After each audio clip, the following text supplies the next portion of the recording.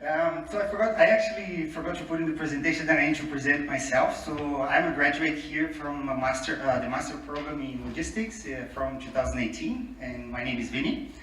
Yeah, I had a crazy day today. Like it was the morning, I picked up a fight with a toll booth. You don't know what a toll booth is? You know when you stop your car and need to pay for that thing? I picked up a fight with that in France, and I flew in straight here. So I had a crazy day, so work with me. Maybe I'll forget some parts of this talk, but just work with me. So I want to talk today not just about my experience, but also how you do better at finding a job. So finding a job, it's not like science. It's more like picking up someone to spend the night with in a nightclub.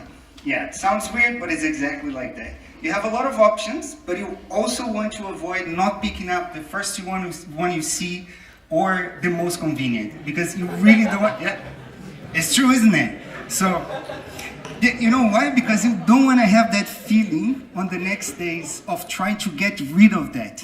And it works exactly like a job. And if you got distracted, for me talking about hookups and stuff, just clear your mind because I'm still talking about the job, you perverts. Anyway, a couple of months ago, I was looking for a job myself, and over the years, I spent a lot of time doing that because of that.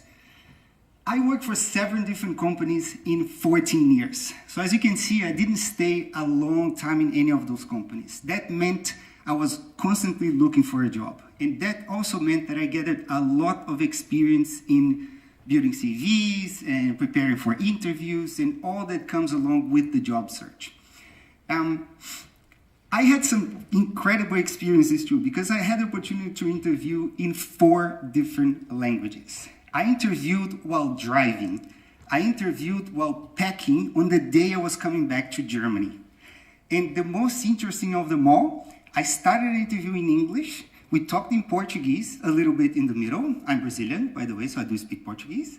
And I finished the interview in Spanish. And guess what? That interview gave me the job I have today.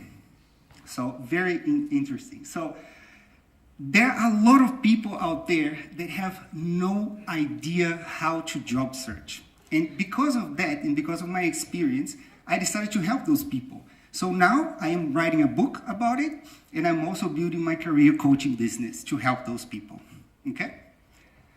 So let's start talking about this stuff, enough about me, and let's talk about the stuff that it will help you get the job that you want. The cover letter is bullshit. I don't know why people use it. It's complete bullshit. I never met anyone, not even one recruiter that ever read a cover letter. Forget about it. And this talk is like 10, 12 minutes, so I don't have time to talk about that.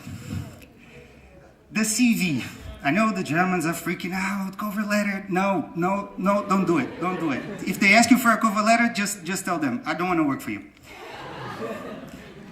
The CV.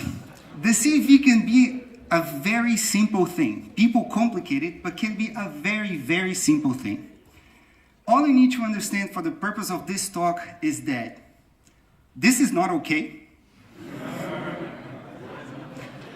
This is okay.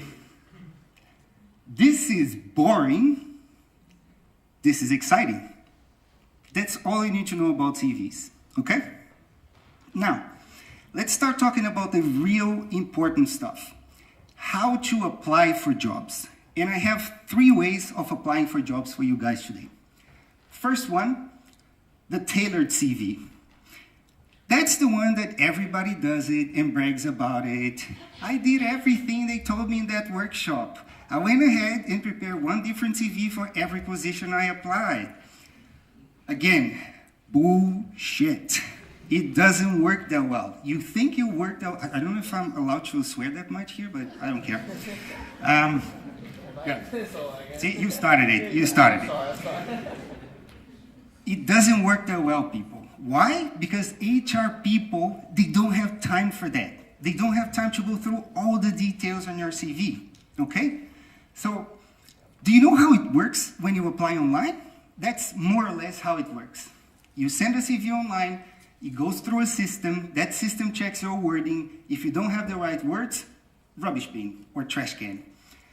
Then it goes to a human, and that human has 200 CVs to revise in one day. And I can guarantee to you that it is a very boring job. So in average, they take 6 seconds looking at your CV. So if you didn't put bold letters on your CV, put some colors on it, forget about it. It goes to the trash can. Yeah?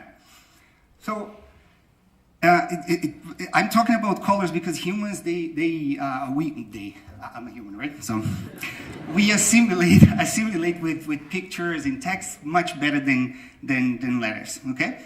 So now you tell me, is it really worth tailoring your CV for be one of the 1% that gets there? No, it is not, people. 6 seconds, remember, 6 seconds.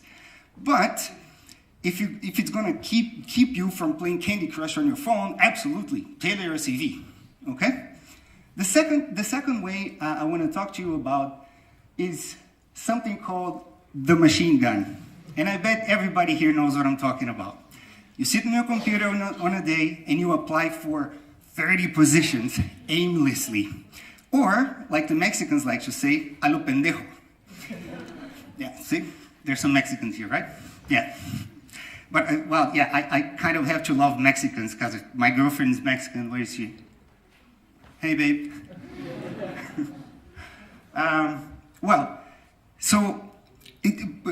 People will say, wow, Vinny, this is really bad advice. Just applying like this, it works. I got more interviews doing that than any other method I ever did, okay? And then people just say, okay, so how do you do it? How do you do it? Basically, instead of tailoring your CV, you spend your time on LinkedIn.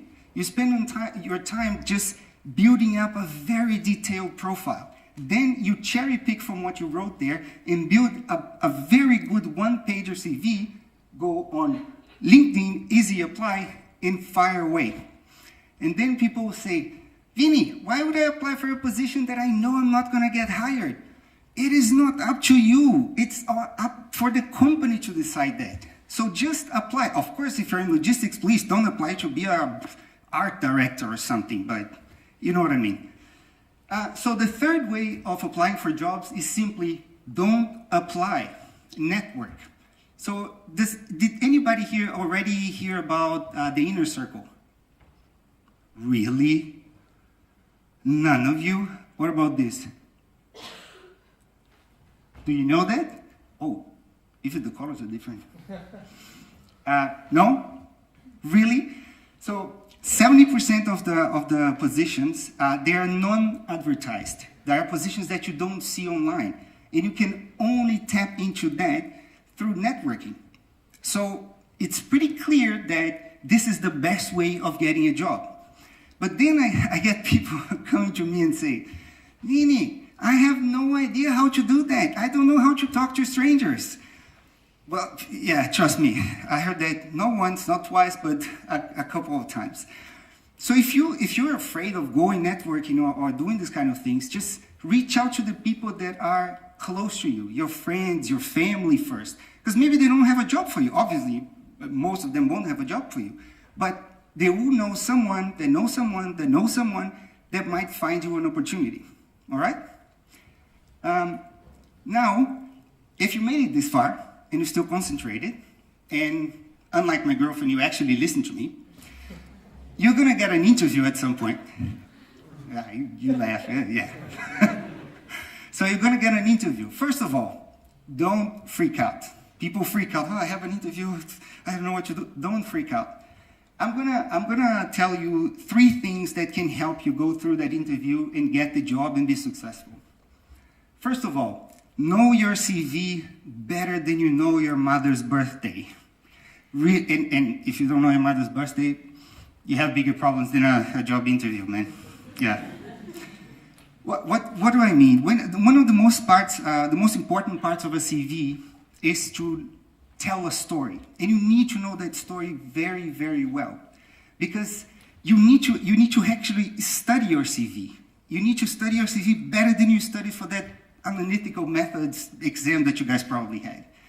And why do I say that? Because you need to start making links between the questions you're being asked in an interview in your CV without thinking about it. Because that passes confidence to the interviewer, okay? Second thing, look sharp. When I mean look sharp, unfortunately, we all have biases, and unfortunately, there's still a lot of prejudice out there. Prejudice against women, prejudice against people of color, you name it. And you never know who is going to interview you. You never know your background.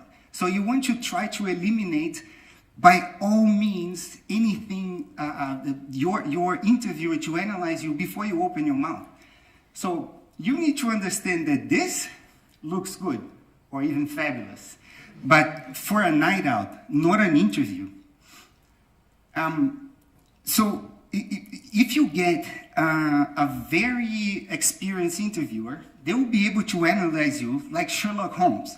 And if you get there with as if you came from a party, you better have an explanation like Will Smith in The Pursuit of Happiness. Nobody watched the movie, man. You watched it. Thank you. Anyway. Now the last and most important one about interviews. Be positive. Don't complain at all about anything, okay? Smile, make eye contact, but don't be creepy, okay? That's not how you make eye contact. Don't be creepy, okay? What I'm telling you guys is not for you to pretend to be someone you're not. All you're doing is getting people to understand how you are when you are at your best, when you are satisfied. And people are attracted to that. People are attracted, they want to be around positive people, okay? But the most important message for me of this talk is that if you don't have your mindset, if you're not in the right place with your mind, none of that will work. None of that will work. And being positive is not just for your interview. Being positive is for your life. You need to practice every day, okay? And you need to stop complaining about something and instead take action towards the problem. You need to get over your failures really fast so you can focus on your next opportunity. That's how you do it.